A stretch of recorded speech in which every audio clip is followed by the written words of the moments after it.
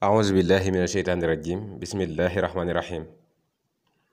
واجعل كلامي راشدا ومرشدا وفكرتي نوير وقلبي أرشدا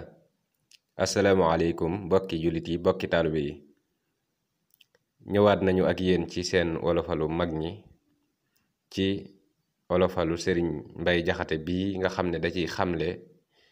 ne lu dul ndigal rekk amul njëriñ waaye di ci xamle it nan la taalibe bi war a def ba jëriñu ci sëriñ bi.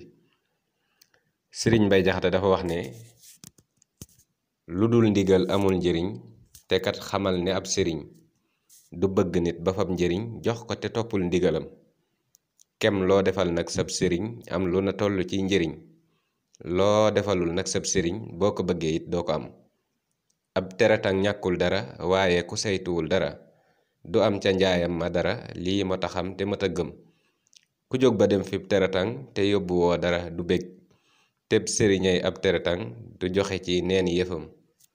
boo déggatee yow senn ndaw soo xam ne moo gën sépp ndaw bul daw di jëm ca soosa ndaw dawala daw wutik canam boo bëggatee ci sab sëriñ lenn njëriñ jox koy njëriñ sëriñ ku koy joxe njëriñ mu di la jox ay njëriñam ku yor yëfam nga yor sa yëf ba noppi làq nag sa yëf di laaj yëfam yaa gën a dof ndekon sa xol du ko xalam bul jey sa bopp bu ko nax xamal ne kat deefu la jox lu dul li ngay jëf ak a wax ak dëgg rekk am xorom bul bëgg a saxle loo jiwul ngir bëgg a saxle loo jiwul am xel mu gàtt la wutal ak njëg te jënde ay ngërëm kuy moy te bëgg aljana loole mu bëgg jomb na loo xam le lii nag jomb na ab dafa koy bëgg ndaxam doxoo te bëgg raw ku ne jëfoo te bëgg am lu ne sonnoo te bëgg a gën ku ne du mën a am nanga ko xam